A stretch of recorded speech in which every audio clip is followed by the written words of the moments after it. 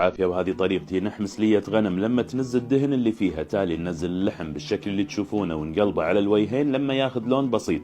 بعدها ننزل البصل المفروم وفصوص الثوم ونسكر الجدر لمدة 10 دقايق.